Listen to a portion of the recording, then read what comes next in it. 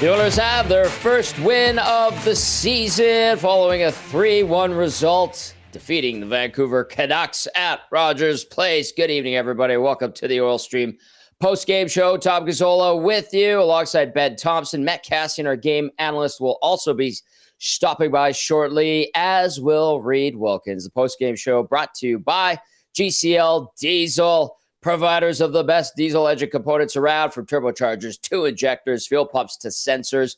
They are the critical engine component experts, proud to serve Edmonton and Northern Alberta for over 50 years. Join the conversation. Get into the text line, 780-218-9999. Or if you're watching on YouTube, hit that thumbs up. You can get into the nasty chat as well. I see a lot of discussion already popping up. We highly, highly encourage that, and keep the swears to a minimum.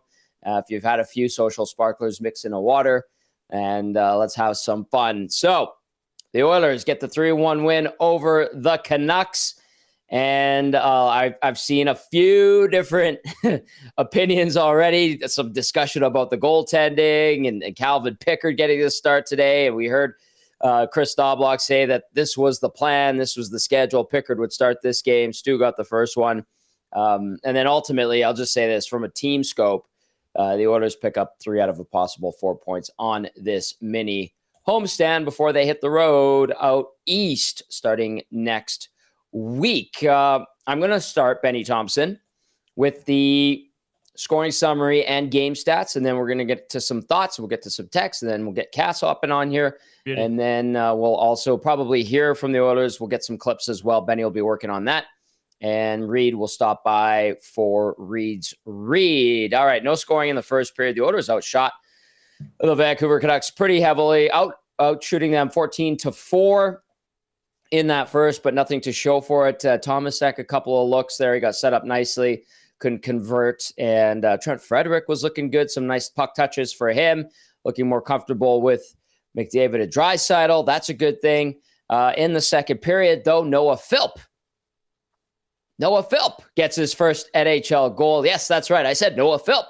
He of the University of Alberta Golden Bears at one point. I'm not sure if you heard. He played for them. Good story here, and he makes the team after another good camp, and he gets his first goal. Not his first point. He did pick that up last year in one of his call-ups last season. Nice play by Kasperi Kapanen, and Vasily Podkolzin helped get the equalizers on Philp's first career National Hockey League goal. Nice little tuck there for Philp. He keeps the puck as well, and he gets the Oilers on the board, beating Thatcher Demko at 12:21. Later in the period, the Oilers on the forecheck. This time it's the second line, Nugent Hopkins, Mangiapane, and Savoy out there. Mangiapane takes the absolute deep dish pizza from Philip Hedl. Nice little delay, and then he tucks it short side on Thatcher Demko. Nice play by Mangiapane, who's showed that scoring touch that he had a few years ago with the Calgary Flames. So far, 2 goals in 2 games. Very nice to see. That goal coming at 19:09 to give the Oilers a little bit of insurance, which they would need, because in the third period, just 47 seconds in, the Oilers, not really, running around in their own zone is the right way to describe it, but the Canucks with a little bit of pressure, and puck gets down low to Brock Besser, who kind of spins and tucks one down low, kind of posting in on Calvin Pickard. Besser's second of the season. Quinn Hughes and Jake DeBrusk with the helpers at 47 seconds to make it a 1-goal game. The Oilers would manage to hold the fort. They outshot the Canucks in all 3 periods, a little bit closer in the third, 9-6. And when they needed to, they buckled down in their own zone. And then eventually they took a penalty. Philp, after the big hit from Evander Kane on Alec Regula, Philp took a cross-checking penalty. I wouldn't blame him. I'm not getting mad at him for going in and defending Regula. That was a clean hit, by the way. The hit before that by Kane on Regula in the second period was from behind. No call there. But this instance, it leads to a penalty kill for the Oilers. Did you notice McDavid and Draisaitl out there quite a bit on that PK? And sure enough, the Canucks go and they pull their goalie. Demko out. They go 6-on-4. Oilers manage to hold the fort. Darnell Nurse, kind of twists, blocks a shot off his back, tells TD Force, get out of here. I'm okay, TD. I'm a tough guy. And then eventually the Oilers get the empty netter. Nice play by McDavid and Nurse to get the puck up to Leon Draisaitl, who backhands it home from about the blue line over the stick of Quinn Hughes, who goes and absolutely disintegrates his stick on the post after the goal gets by him. That's a shorty. It's also an empty netter. Gives Edmonton the 2-goal cushion once again at 18:47. They kill off the rest of the penalty and walk away with the 3-1 win. Your game stats from tonight's matchup: 37 shots for the Oil, just 15 for the Canucks. Face-offs, 55.6 for Edmonton to Vancouver's 44.4. The power play goes 0 for 5. Had a couple of good looks, couldn't convert. PK 2 for 2, so that's good progress there on the PK side of things.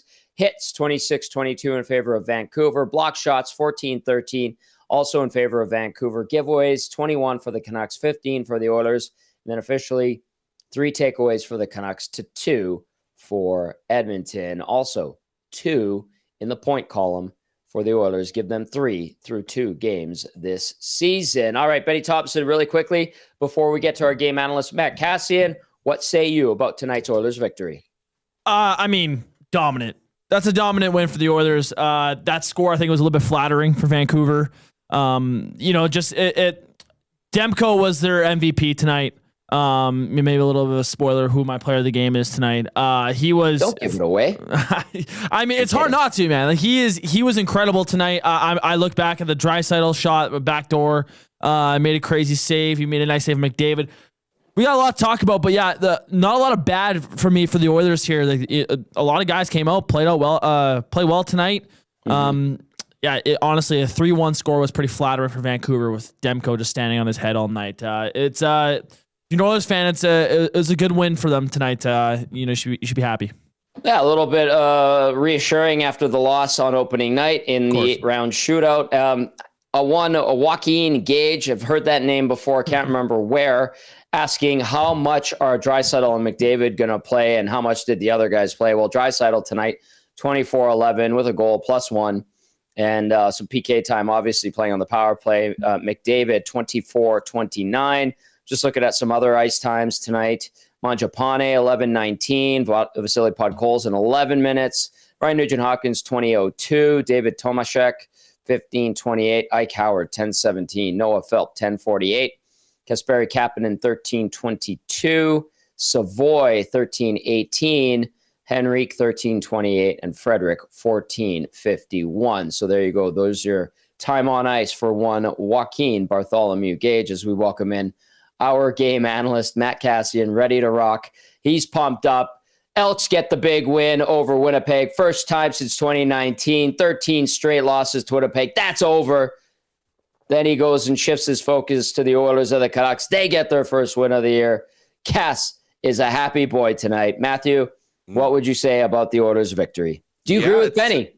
Yeah. Hey, huge win. Huge win. Well played, well executed. Just kind of dominant from start to finish. Mm-hmm. No, they don't score as much as they would like. Demko played very, very well, but that was the 60 minutes we were hoping Edmonton played against Calgary. Right? That was the 60 minutes we hoped Edmonton played against Calgary. They just were able to continue to sustain it. When they were met with a little bit of adversity, they managed to keep their heads about them, managed to hold on and push through. So it was a solid game, Tommy. So good sports day in the city of Edmonton. Yes. Good sports day. And I didn't check up on the Oil Kings. How'd the Oil Kings do? Oil Kings tonight? Won too. Oh, perfect. Good. Winner, chicken dinner, as we like to say at times here at Edmonton. So Rogers Place, double whammy with the wins for the guys in red and blue, and then the guys in orange and blue get the job done. By the way, down the street at Commonwealth Stadium, the boys in green and gold also getting it done. Okay, Joaquin asked me about the ice time discrepancy. Cass, I rattled off all the times on the ice for the forwards tonight. Nobody under 10 minutes. So I thought that's the first thing that stood out to me. But yeah, a couple of guys over 20, Nugent-Hopkins, McDavid, and Draisaitl. How do you look at the time allotment for these forwards? Yeah, well, you do. I mean, the one that jumps out more than anything is Trent Frederick at 14:51, where, he was kind of right in line with everyone else. Thomasek at 15:28. I get there's going to be nights, and it was a tight game. McDavid and Draisaitl are just going to play a little bit more. You did have, how many penalties was it in total? How many? I can get that for you. 5 minutes. I don't know if I have. If we could pull the 5-on-5 minutes versus the power play time, I'd be interested to see. I can do that for you, because Vancouver did have 12 minutes, and that right there, really from a power play standpoint, if you think that those guys play a minute and a half of each of those, it's a pretty significant chunk of minutes that are just eaten up on the power play. So I don't know. I'm not too worried about it tonight. You can see the spread on the defensemen's a little bit more even, where Bouchard is the only defenseman that played over 20 minutes at 25-43. So I don't think that that's anything to worry about. It is nice that you can have kind of up and down the lineup a lot of guys play minutes. No one was at like the 6, 7, 8 minutes mark tonight. Like everyone was involved. Not ideal to have McDavid and Draisaitl playing at that 24-minute range, but some nights that's going to happen. And as I said, it was ultimately a dominant night. And I think you could see that right from their first shift, where they hemmed Vancouver in and had a lot of motion in there. And Vancouver kind of was, I want to say, tucking their tail between their legs, but they're on their heels.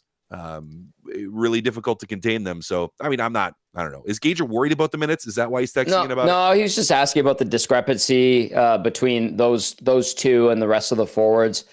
He had just texted me that personally, and I was like, well, let's talk about it on the show as I was looking at the time on ice. So you wanted the 5-on-5 or even strength, versus the power play time.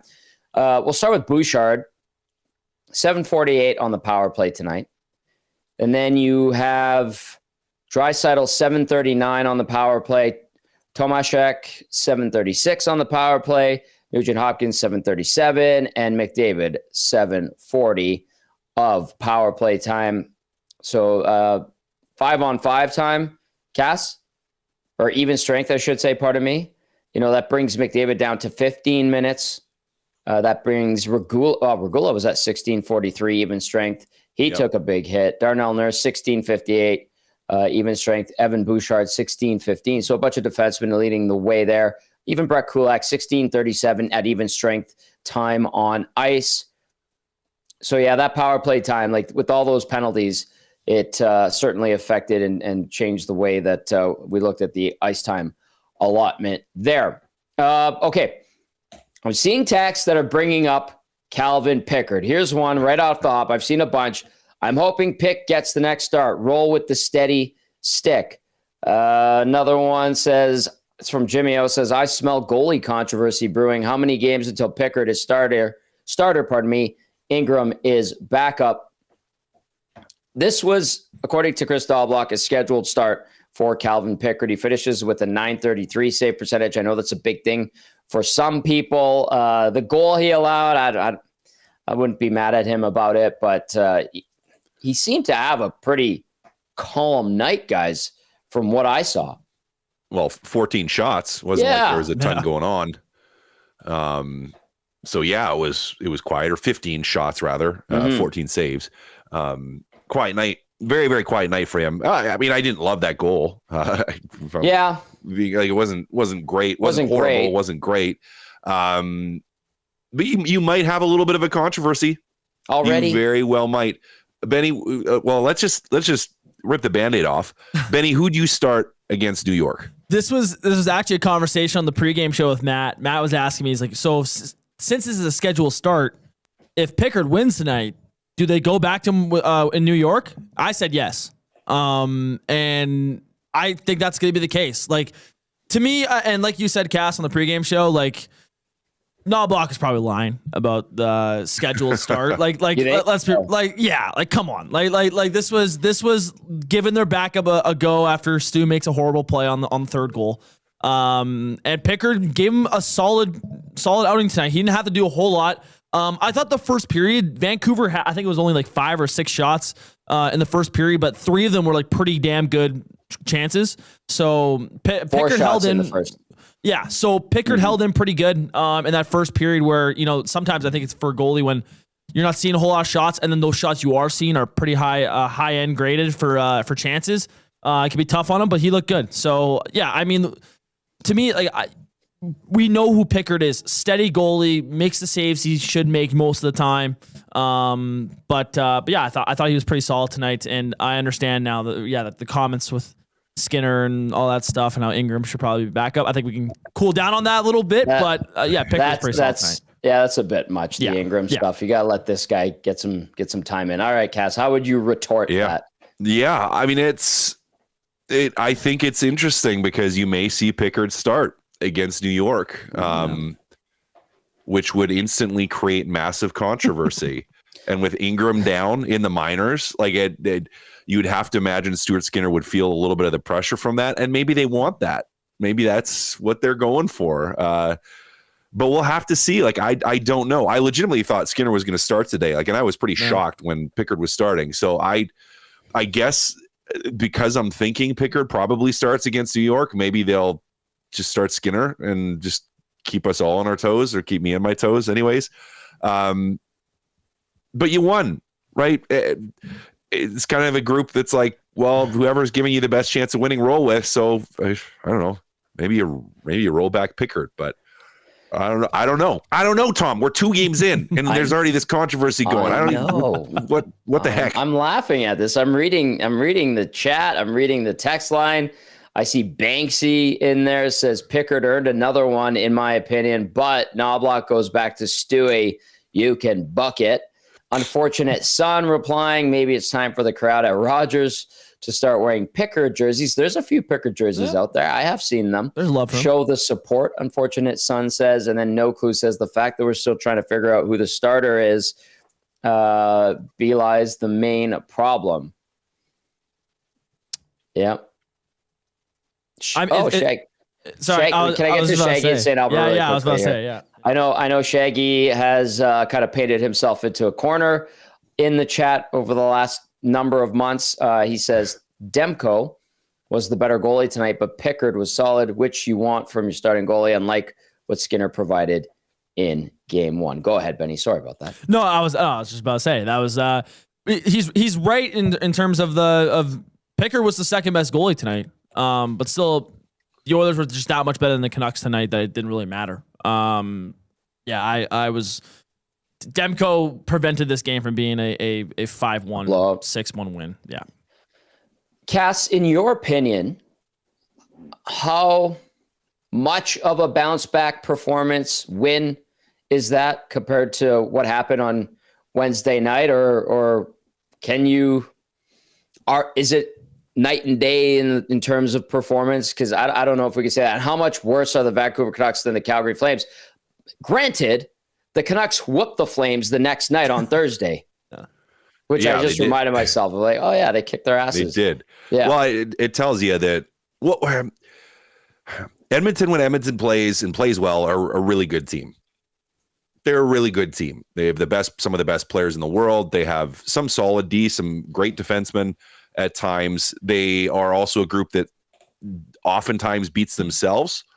And I would say when they lose, more frequently it's because they beat themselves and the other team beats them, typically. And I think, you saw what would have potentially continued to happen against the Calgary Flames if they wouldn't have just taken their foot off the gas, really. You got good goaltending again tonight from Demko, which kind of allowed Vancouver to hang around. But yeah, I mean, hard to say. I didn't watch the Flames Canucks game, so I don't have, aside from just some highlights, so I don't have a bearing of which of those two teams are better. They started Wolf again. They flew to Vancouver. Yeah, it's 5 even strength goals against back to back after you have an an emotional comeback win. You lose it, whatever, right? Like, so you kind of throw that away a little bit. Based off of the Calgary I saw against Edmonton and the Vancouver I saw against Edmonton, I think Calgary's a little bit of a better team, but that may be just playing more of a team game still. It kind of felt like Vancouver, and maybe this is new coaching, but it kind of felt like they didn't have an identity. Yeah. Like they just, it wasn't fluid. I don't know if you guys have anything to add on top of that, but it didn't feel like they really knew who they were. Well, I don't have a lot of faith in the Vancouver Canucks. I feel like they're, I don't know if stagnating is the right word, but that is an organization with its roster right now that I look at and go, yeah, you got some good pieces, but I don't know if they have an identity. I don't think they're pretty good. I think, you're hoping that Demko can stay healthy. Kevin Lankinen gave you something. You signed him long-term. It just seems like a patchwork, It doesn't seem like this team has a direction. What is Elias Pettersson? What is Elias Pettersson 2? What is Marcus? I have no idea. Is Connor Garland, does he really want to stick around now after wanting a trade a couple of years ago? To me, the Canucks are just kind of there, and they don't seem to be going in any direction. They're just they're okay some nights. They have talent to get them past some teams, but then they're going to get their asses kicked on other nights if their goaltending doesn't show up. I think they're going to be outside the playoff picture again. I don't look at them as a real threat in the Western Conference. Yeah, it's fair. I was gonna say it felt like their star guys. I noticed Quinn Hughes tonight. Quinn Hughes was buzzing around the ice like he usually is. Well, he always is. Yeah, he's one of the best. Yeah, but guys like Elias Pettersson, I thought you didn't really notice. You did notice tonight there was Vander Kane. Well, we were gonna get to that. I'm glad you brought it up. Yeah, he made his presence known. Yeah, and he had some questionable hits. In my opinion, I don't think it was that dirty on some of the hits he made. A lot of them clean. The one on Regula was from behind. The one at the end of the game that sent Regula, to the quiet room, that was clean. A very clean hit. That was a great hit. That was a fantastic hit. Yeah.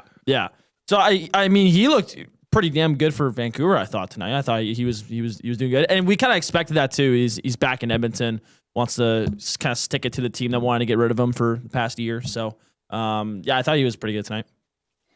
Cass, your thoughts on Evander Kane?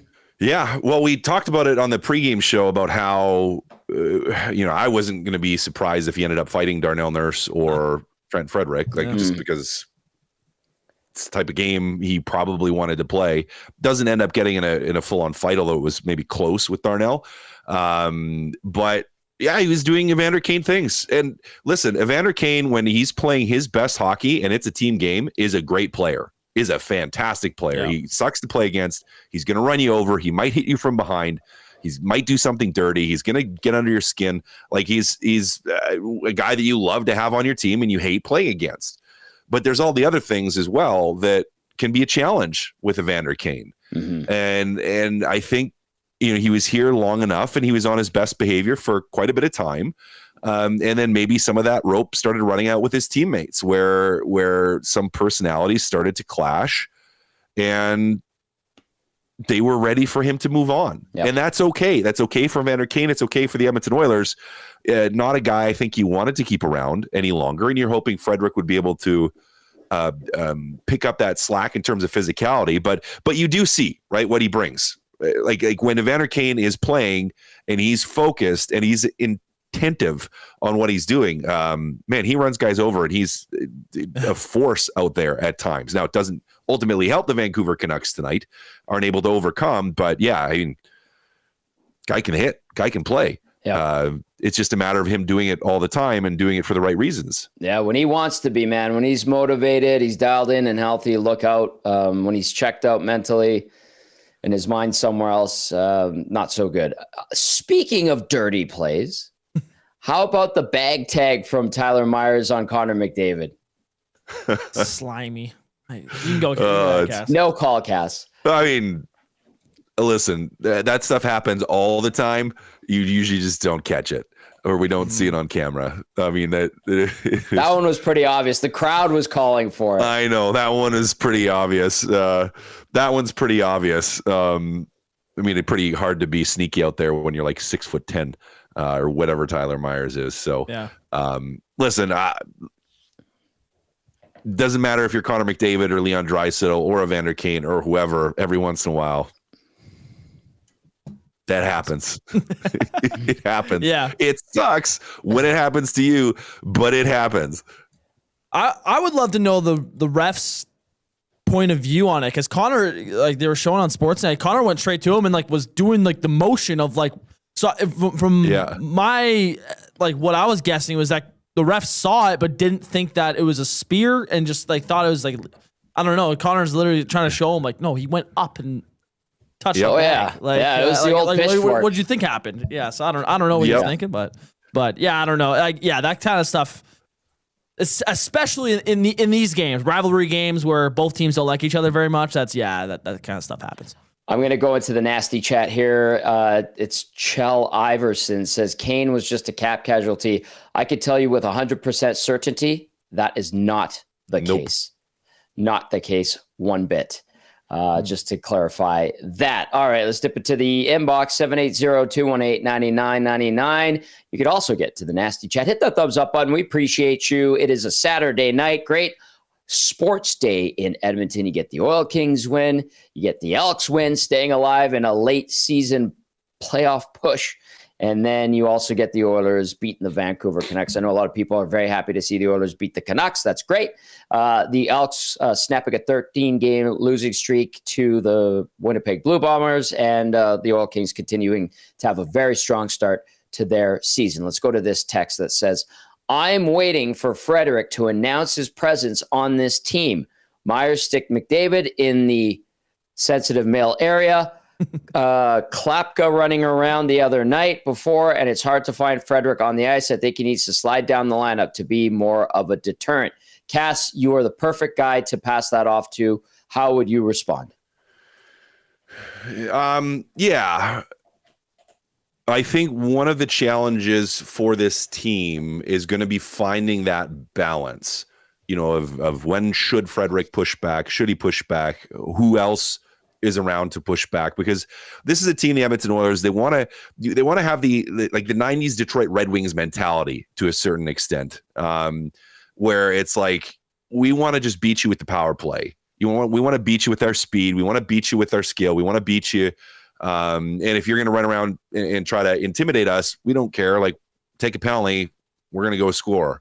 Run around a little bit, get in the penalty box, and our power play is going to burn you. Like, that's generally what they want to do. But you also have to have a little bit of that pushback and a little bit of that screw you in your game. So it's, I think, going to be a little bit of a learning curve, especially without Corey Perry and Evander Kane here. Now, Evander Kane, just because he had the ability to bring that on Edmonton's side, take that to the other team. And Corey Perry, just from a veteran savvy standpoint, where he knew emotionally when to grab a guy, and not just to fight somebody, but just to glove in the face, stir it up a little bit, have a little bit of edge and pushback in the game. And this group is going to have to, I think, evolve and learn how to do that a little bit more. And Frederic has to be at the forefront. And I mean, I don't want to just judge a guy by 2 games healthy here, because it's 2 games healthy. He looked better tonight, though. Did he not? He looked more comfortable. I thought so. Offensively, looked way more comfortable. Yes, but is he going to be able to bring that physicality? And if he continues to play in that top line role, like, is he going to have the capacity to have that be part of his game? I don't know. Yeah, it was a high ankle sprain he had in the playoffs, right? That was those can be tricky sometimes to come back from too. But I was having this debate with Matt on pregame where it's like, you want Frederic to be a physical, pass, fight guys, but do you really want the winger of McDavid and Draisaitl to be a guy that's serving time in the box, right? And balancing that, right? I think there's definitely a balance you can have with it. But yeah, would I have liked him to maybe be the guy to step up for Connor when Tyler Myers sticks him? Sure. But I thought overall his game tonight was better. I can't say that he is a perfect fit there necessarily. What I jotted down, I had like 5 lines here on my notepad of like top lines buzzing, another great shift. They were flying around the ice, and it wasn't necessarily Frederic moving the puck necessarily. He just did his role and sat in front of the net and had a couple chances here and there. So I don't know. I didn't mind his game tonight. I did think you pointed out a great little point, Benny, that you mentioned is like, I did think he did a much better job tonight of finding his way to the front of the net. Yeah. I'll agree on that. I thought he was really much better at getting there. Yeah. No, 100%. You hope there's more coming from him. That's for sure. You signed him to an 8-year deal. I think you'd still want a little more from him, but it was a step from game one. step in the right direction for Trent Frederick, and the Oilers picking up their first win of the season, 3-1 over the Vancouver Canucks. You could text us 780-218-9999. You could also get to the Nasty Chat if you're watching on YouTube. Gazzola, Cassian, and Thomson with you to wind down the night. Reed Wilkins will be stopping by shortly. All right, Matt Cassian, let's take a look ahead to this 5-game road trip. Starts on Tuesday night at MSG, the most famous arena in the world. Then it goes to Long Island on Thursday. You're in New Jersey on Saturday. Afternoon game, 1:30 start our time. And then they make their way over to Detroit.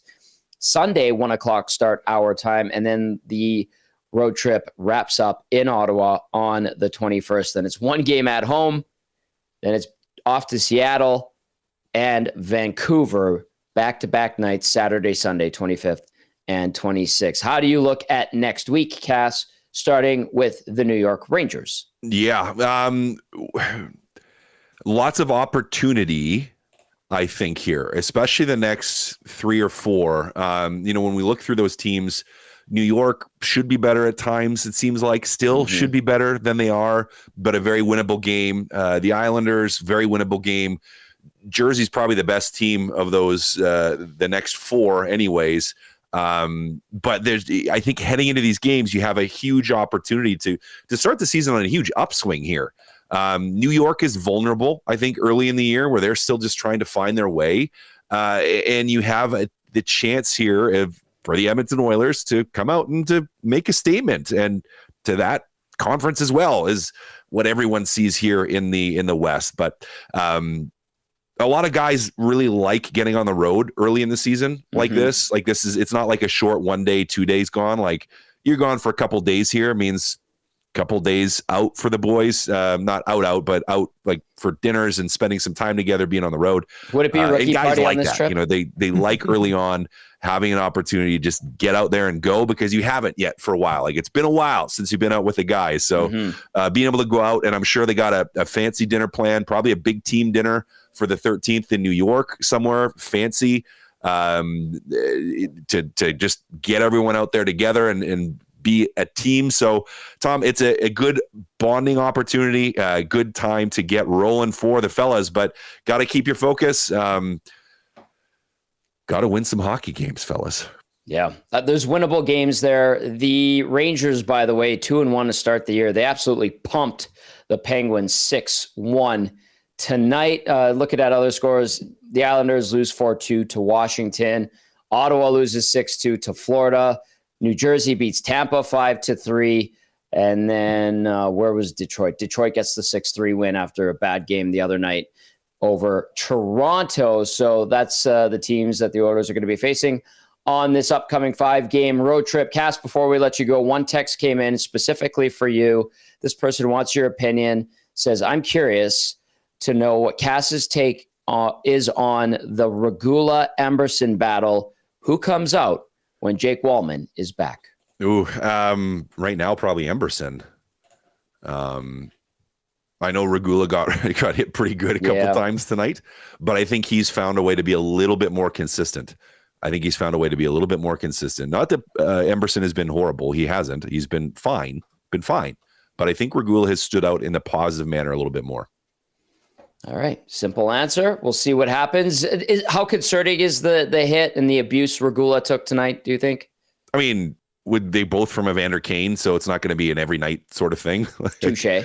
The one was just a good hit. Like the one was a clean hit. He just caught him. The other one was it behind, has to protect himself a little bit more, I think, in that scenario, or know that you have pressure and take care of yourself a little bit. So I don't know. Again, it was a one-off with Evander Kane both times. If we continue to see it, it'll be something to monitor and talk about, because you do have to find ways to not get crushed as a defenseman. Ends up being a pretty long season, and your body can't take it if you do. Well said, Cass. Enjoy Thanksgiving. Happy Thanksgiving to you and the fam. I saw Chappie on the sidelines today. He was putting out positive vibes for the green and gold, and it ended up working out okay. Yep. Hey, you can run the table here. It'd be nice to see those boys get into the playoffs. That'd be fun.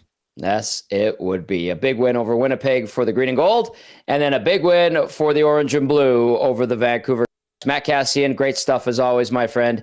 We will see you in a few days. See you, fellas. There you go. There's our game analyst, Matt Cassian, helping us break down the Oilers' 3-1 victory over the Vancouver Canucks. Continue to keep those texts coming in. You know we appreciate it very much. 780-218-9999. And if you're watching on YouTube, get to the nasty chat. Hit thumbs up. We also appreciate those thumbs up. It's for the algorithm, as the kids say. Let's get to the turning point of the game presented by Advantage Sport Medicine and Physiotherapy. Connor McDavid's got a team of specialists. You've got a bag of frozen peas. So get the same locker room approach that's trusted by the best in the game at Advantage Sport Medicine. Book your assessment today at www.advantagesportmed.ca or call 780-460-9977. I will get to the turning point of the game. I'll let Benny have the player of the game later on in the show. To me, the turning point of the game ended up being the game-winning goal was when Philp late in the second period with an absolutely atrocious turnover puts the puck right on the stick of Andrew Mangiapane, who's fit in quite nicely as a member of the Edmonton Oilers since coming over and signing when he was with Washington. Now he's an Oiler, was a Flame. Everybody hated him when he was a Flame, but I think Oilers fans are he's endearing himself to Oilers fans. So at 19:09, Mangiapane takes that delicious deep dish pizza from Philp. Delays. The depth goes coming across, and then he goes short side and tucks it home for his second goal in as many games, that one unassisted. To me, that is the turning point of the game. Honorable mention to Connor McDavid getting a stick on Brock Besser's desperate attempt, shot at the net on the 6-on-4 power play that sent the puck wide, and then the Oilers eventually were able to get control of it, and it led to Leon Draisaitl's empty net goal to seal the deal. So there you go. There is your Advantage Sport Medicine and Physiotherapy turning point of the game. Mangiapane, second of the season at 19:09 of the second period. All right. What was also a big moment tonight was Noah Philp scoring his first goal to get things going offensively for both teams. And he took a nice feed from Kasperi Kapanen, Vasily Podkolzin picking up a helper on that goal. So we're going to hear from the first-time goal scorer in the National Hockey League, former Golden Bear, Noah Philp. NHL goal. When you reflect on your journey and just kind of looking back at it all and reaching another milestone like this, what does that kind of mean to you personally? I said it out there with Paige, actually. It just reminds me of all the people that supported me, and I'm just grateful to be here. Maybe take us through the play. Take us through your first NHL goal. How did you kind of see it unfold in your eyes? We turned it over in the D zone, and then I knew we had a 3-on-2.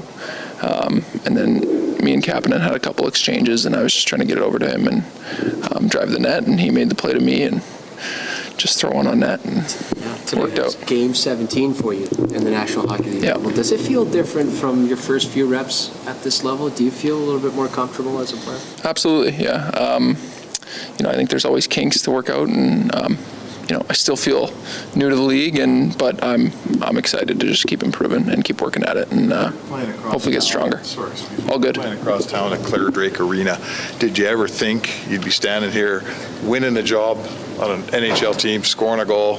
Was that even in your world at that point? I'd just say never, and I think that for myself, I never really put a ceiling, and I loved playing at the Claire Drake, and I loved the Bears, and and I'm happy to be here. Who was here tonight?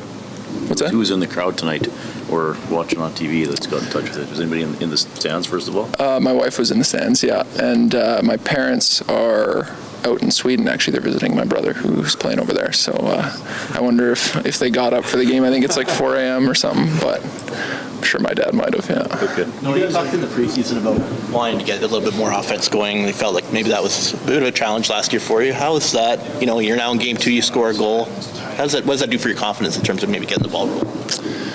Yeah, it felt great. I felt like, once you do it, you can, and just try to keep building on that and keep making plays. You obviously got to be smart, and I definitely have to play smart, but yeah, try to take chances when I can, when it's the right time. What are your thoughts on that line? It looks like you guys have a lot of chemistry right out of the gate. I mean, I love playing with both of those guys. They just bring so much, and I think when we're all moving and when we're all working, we're strong, and we can get a lot of pucks back and create a lot. And I'm hoping to just keep building it. Noah, you were against Anderson to start the game. What was that challenge like? At least certainly. It was awesome. You want to play against the best you can, and if that's going to be something that I get to do, then absolutely, I'd love to do it. All right, that was Noah Philp scoring his first goal of his NHL career tonight. Talked about all the people that helped him get to the NHL, thinking of them. Very nice indeed. The parents over watching, was it Luke Philp, his brother, playing in Sweden. Philp tonight, the goal, 2 penalty minutes, went after Evander Kane after Kane plowed through Alec Regula, a clean hit. Philp winds up with 10:48 time on ice, 2 shots, 2 hits, 1 giveaway, 5 faceoffs, 1, 2 loss, 71% on the dot. There you go. Nicely done. Noah Philp picking up goal number 1 of his career. Got the offensive party started tonight at Rogers Place, and giving some love to his alma mater and the University of Alberta and the Golden Bears. I'll tell you what, this next guy knows all about Noah Philp being a member of the Golden Bears and how prominent he was in his time at the U of A, wearing those green and gold uniforms, beautiful and nicely displayed and crisp and flowing in the wind at Claire Drake Arena. That's Reed Wilkins for Reed's Reed, brought to you by Ewell. Reed's Reed, as always, brought to you by Ewell, your power play specialist. Ewell has the gear you need for your next electrical project with 3 Edmonton area locations, and you can order online anytime at ewell.ca. Ewell, your Edmonton-based partner in power and source for all things electrical. Philp got the offensive electrical surge, call it a small one, going tonight for the Oilers. Reed Wilkins, what say you? You asked Noah a question about who is here. What did you make of his game and his response and what kind of person he is? Tell me more, Riedrich. Well, I mean, that's a nice moment. I mean, look, I'm a U of A grad. I worked on Golden Bears broadcasts, hockey broadcasts. That's how I met Bob Stauffer. I did 6 years of U of A basketball play-by-play, so I always feel good when somebody from the school is successful. I know it's a running gag that I always ask where he went to university, but that was a nice moment. And I mean, he's played pretty well. I mean, he's earned it. I mean, you know, he wasn't handed multiple opportunities because he was a high draft pick or anything like that. He earned it. You know, he took a year off for hockey, you know, because of an off ice situation that he was going through at the time, and he's come back from that, and he's made the NHL. I mean, last year, 15 games, and now he's on it from day one of the season. So good moment for him, and a big goal. Yeah, you know, because the Oilers did dominate this game, but it took them 22 minutes and 21 seconds to score, despite having multiple power play opportunities and multiple good looks. And you know, the big guys had some chances, and Demko kept stymieing them. So it was good they got a goal from somebody else, because I still think, Tom, that this team might be challenged to finish chances from other spots of the lineup, except for the 3 or 4 big guys. So good to see Philp score on that opportunity, and then at a really nice play all around. You know, kind of a simple kind of gain the zone, give and go, quick shot, and then also for Mangiapane to score off the gift from Hedel, I think, was the one who turned that over. But yeah, good moment for Philp. I think, was he named first star? I was already underneath. Yeah, they named it. I mean, really, Demko should have been the first star, but at home, it's usually a home guy.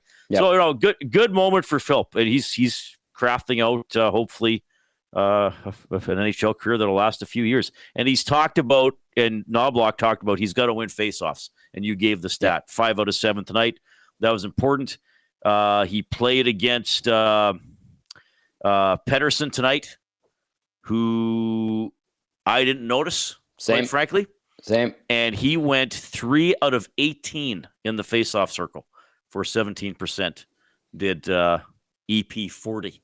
EP 40, man. That guy is he's looking for his game because he seems to have lost it. Yeah, I mean, there's been a few Canucks games like that over the years you watch, and you're kind of like, wait a minute, like, did he play? Mm-hmm. Or you might notice him for a shift and not really there. But I mean, the Oilers dominated this game. They were outstanding. I mean, I was at the Elks game, so I missed about the first 12 minutes of this game, and the shots were 9-2 Oilers when I got there. And I sit by Jim Matheson. He said, yeah, the Canucks had the first 2 shots, and it's been 9 straight Oilers shots since then. So I think this was a pretty encouraging game for Edmonton. You know, a divisional opponent with a really good goalie who showed it tonight, and the Oilers still just wore him down and kept with it and got goals from people not named McDavid, Draisaitl, or Nugent Hopkins, even though Draisaitl got kind of an unreal empty netter. If you look at him leaning back and shooting it off the post and in that was from outside the blue line. But, you know, they didn't give up a ton. And for that first half of the game against Calgary, they didn't give up a ton either, though I also think some of that was on the Flames not doing much. But still, this was a pretty encouraging early season performance from the Oilers, I thought. A good showing considering how highly critical you were of the Oilers and the Flames on Wednesday night. Well, yes. Like I said, that still felt like a bit of a preseason game. But the Oilers, I mean, they played with more energy tonight. They just seemed like they were on top of it. You know, they were resilient. Like, how many pucks did they keep in right at the blue line? You know, like all kinds of plays they just were able to keep alive. Even that one that I think Bouchard didn't keep in. They called it for offside. Like even that, they were all over Vancouver most of the night, you know? So look, there's a lot of hockey left, but I think after the sting of the Calgary loss, the way they lost it, the 2 quick goals against, and then the Skinner gaff early in the third period, this was nice to control this game. And, you know, Demko's the only reason Vancouver even had a chance, you know? Now the Oilers had to kill off a penalty late in the game, and, you know, I'll hand it to Philp.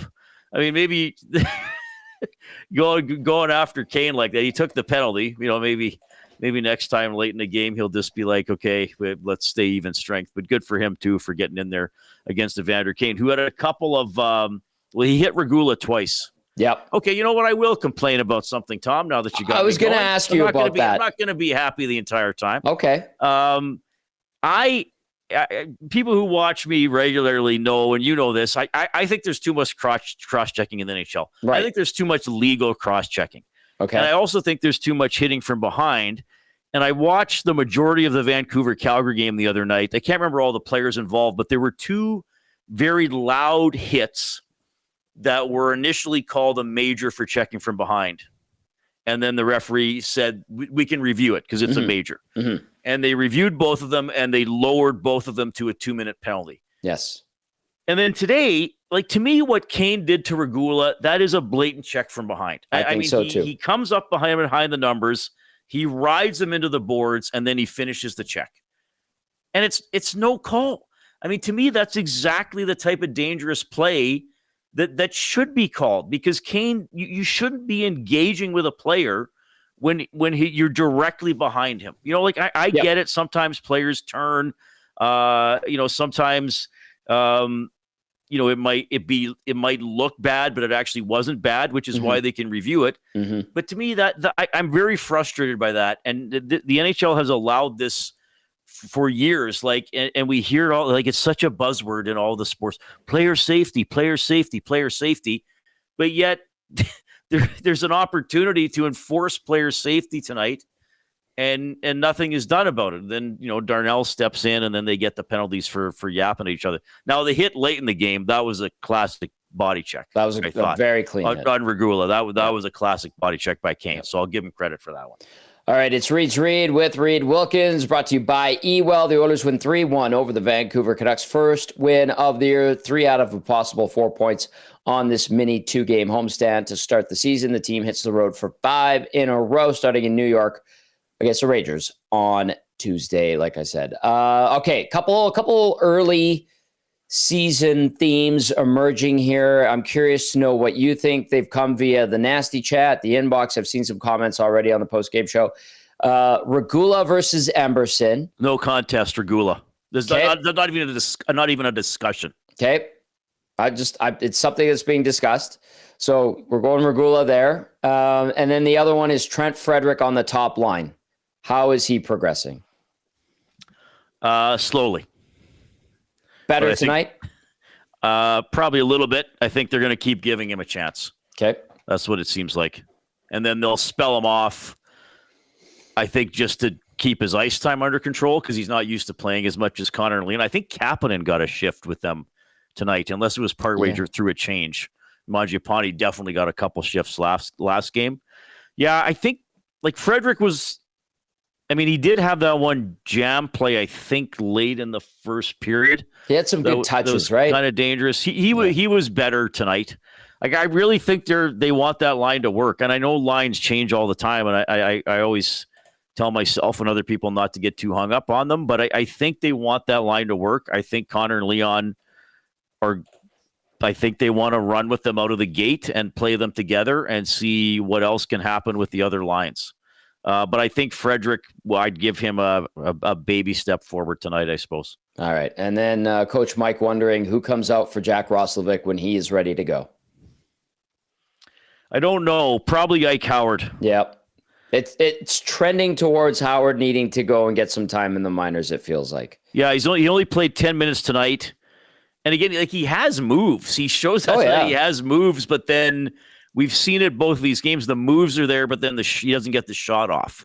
And maybe that's just a separate split second of being up against NHL defenders as opposed to NCAA defenders. Mm-hmm. I think there's a player there in Howard, but I mean, if you look at how some of these players have been used and how they, or at least if they do what they're expected to do, I mean, you're not going to take Podkolzin out. You're probably not going to take Kapanen out. Nope.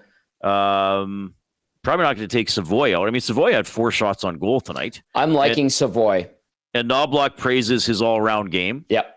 Savoy played a little bit shorthanded. He played 40 seconds on the penalty kill, so they use him in that situation. Mm-hmm. I would say it's trending toward Howard coming out.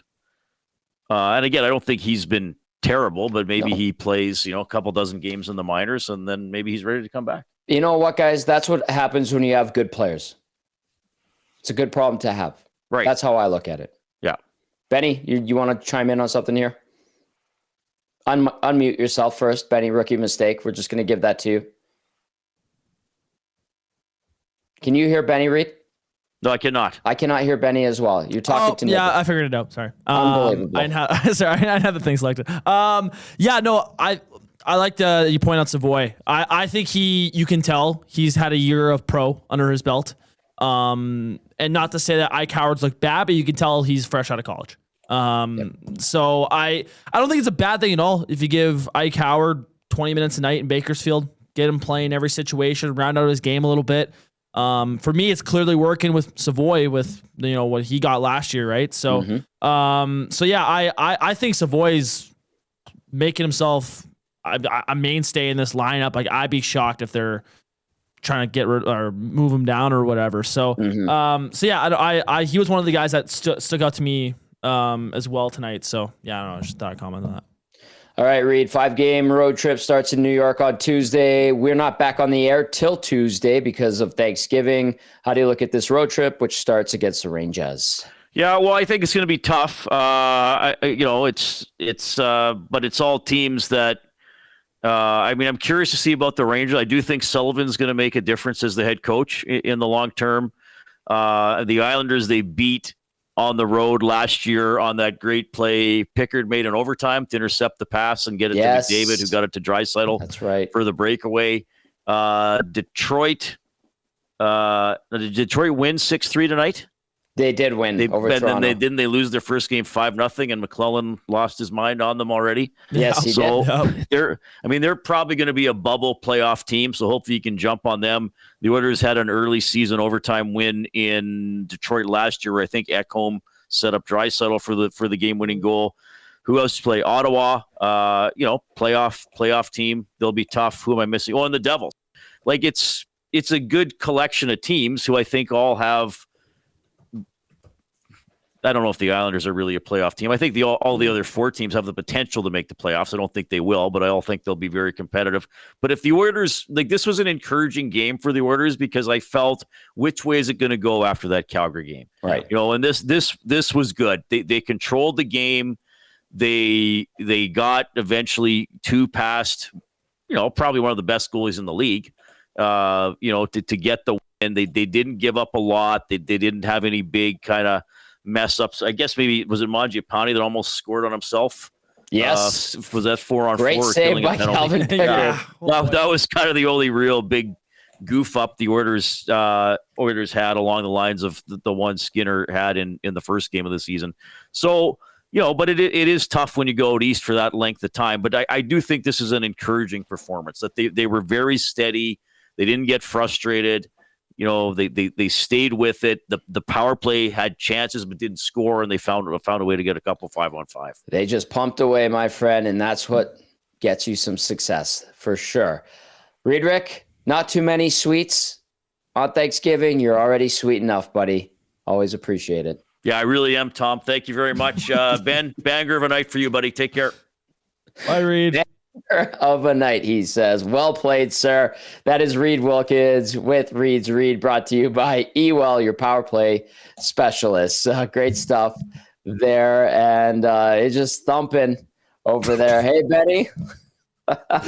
It's a banging, pounding, thumping night. Yeah, that's all for sure. right. It's Saturday, my friend. We're gonna get to the player of the game, brought to you as always by Damon Bunting Real Estate. Damon Bunting, consistent top producing realtor in the greater Edmonton area for over 17 years.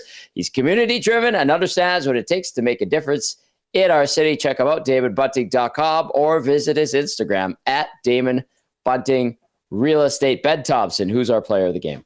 I kind of spoiled it earlier in the show. Thatcher Demko. I don't know how you don't give it to him. Once again, the reason why this game was not a blowout win for the Oilers. Couple highlight reel saves for him, and just steady. Like, just did not give anything. Like, anything that was a good chance to high dangers, he shut it all down. He was by far the best player tonight. Demko, 34 saves on 36 shots. He is your Damon Bunting Real Estate player of the game. We could do a couple of texts to wind things down. We will be back on Tuesday. No programming the rest of the weekend.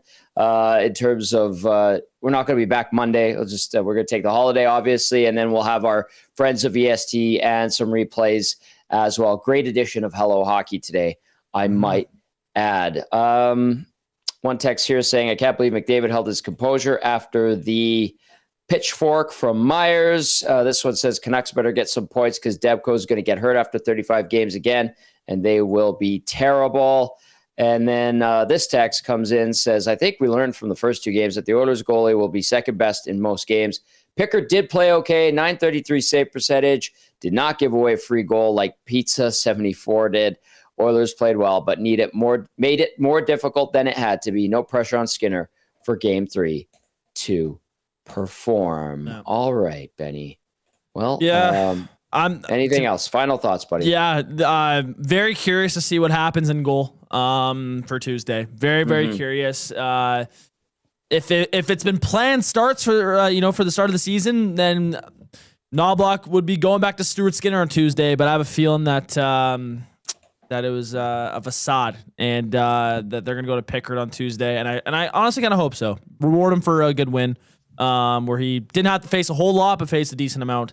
But yeah, it was very encouraging win for the Oilers. Like Reed said, if who knows where they would have went after the Calgary game.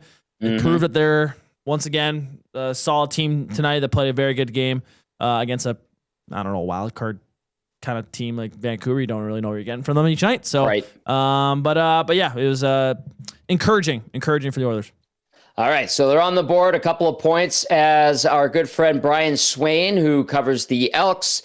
You've seen him writing for The Sun back in the day, and saw him at the stadium tonight following the Elks win. He texts in, he's got great stats. He digs these up, and he says, this is the first time ever that the Elks, Oilers, and Oil Kings all got home wins on the same day. Isn't that wild?